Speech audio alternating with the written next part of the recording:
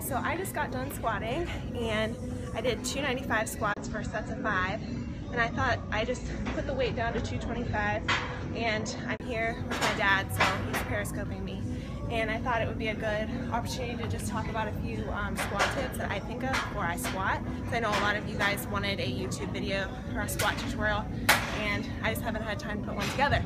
So I lowered the weight.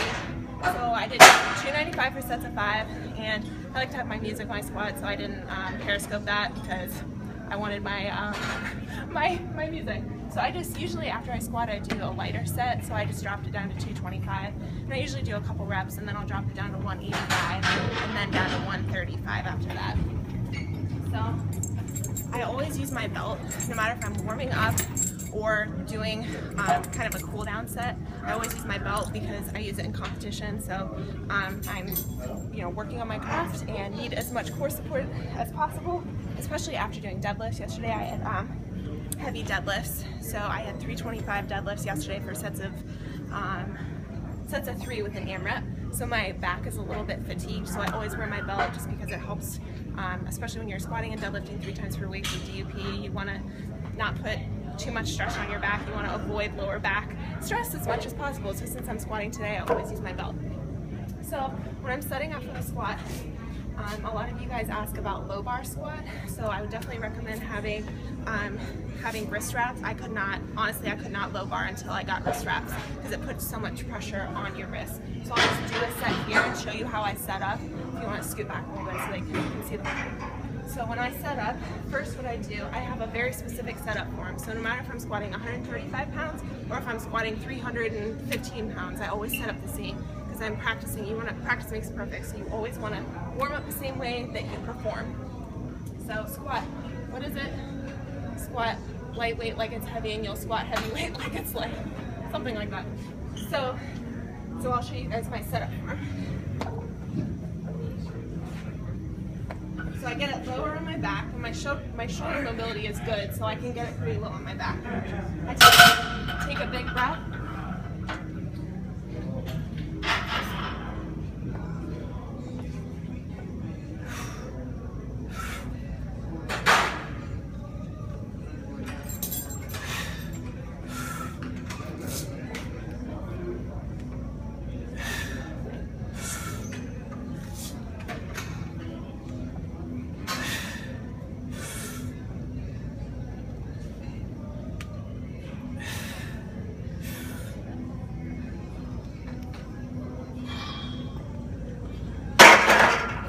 So as you can see, when I get the weight on my back, I don't just walk out. I take specifically 3 steps. So I take 1, 2, 3. And I do that for my working weight, or I do it for cool down or warm up sets. It doesn't matter, because you always want to be safe and you don't want to be wobbling out because you might hit the rack as well. So one thing I think of when I squat, big breath, brace my lats. I always take a big breath in between each rep. You don't want to just go up and down continuously. And I consciously try to drive my knees out, not forward, but out. That helps me get depth and break parallel and break 90 degrees. So knees out, big breath.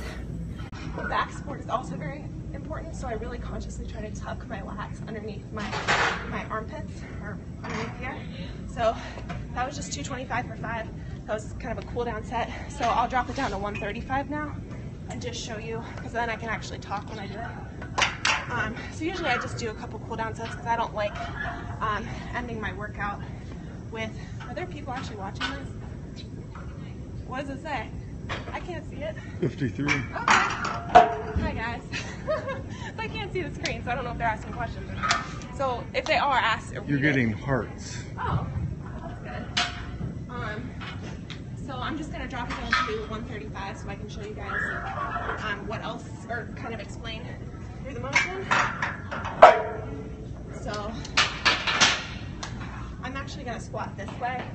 This isn't, you don't want to set up this way, but I'm going to show it so you can see it from the front. So I still am using my belt even though it's only 135 pounds. So don't set up this way. I'm just doing this because it's lighter weight. So I'll just show you guys what I think about. So when I go to squat, so you want always You want a big breath.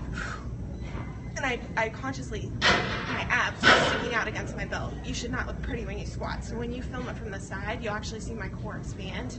And it's not that I have a belly, it's just that I'm doing it properly.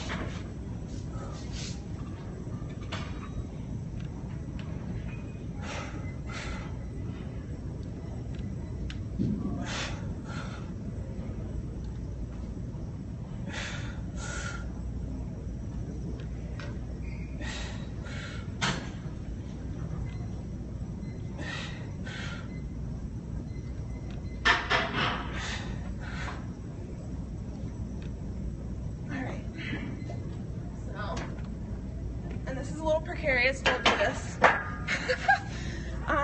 So as you can see, and that's my dad. So as you can see, even with 135 pounds, I still squat the same. I still take a big breath.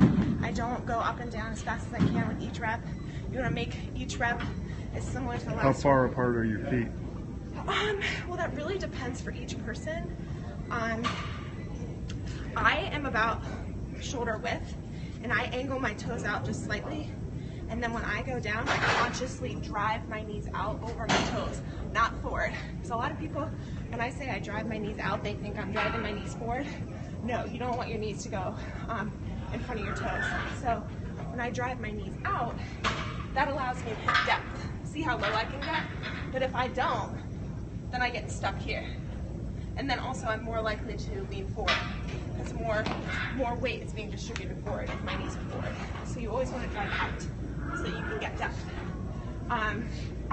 So as you can see, so a lot of times people ask me what I do to warm up. So I actually start out with no weight, then I go to the bar, then I go to 95 pounds, 135, 185, 225, 255.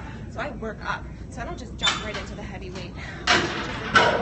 You want to start doing that because you do not want to jump into your working sets cold. So if you have 4 sets of 10, let's say on squats, you don't want to just jump into your weight that you're doing right off the bat. You want to work up to it. How do you avoid rounding your back as you go up? As I go up? Okay, so it's all core support. So if you have enough, so I'll tighten my belt. So when I take in my breath, I'm not taking in the breath in my upper chest, I'm actually taking in, is that my phone? No, mine. Oh, okay, well, don't pay attention to that. So, can you turn it off so it's not me? So when I take in a breath, it's going in my core. I'm not, and the air gets stuck up here. I'm wanting to expand my core, so, and it gets super tight. That's where your support will come from. That'll prevent lower back, I guess, rounding, if you want to say. A lot of people say, arch your back, arch your back, arch your back. That's not right. If you want to get as much support in your core as possible by taking in a big breath and bracing, and that's what's going to prevent your lower back well, protect your lower back. You can arch as much as you want, but I promise you, if you're squatting over 300 pounds, you're arching your back isn't going to support 300 pounds on your back. It comes from your core. Someone wants to know what kind of belt that is. This is a Rogue belt. I got it. Well, Rogue is a local company here in Columbus. But this is a 10 millimeter. I actually have an iron tank belt that I need to start using because this one isn't approved. This isn't IPF approved. But if you're looking for a belt, I'd recommend iron tanks.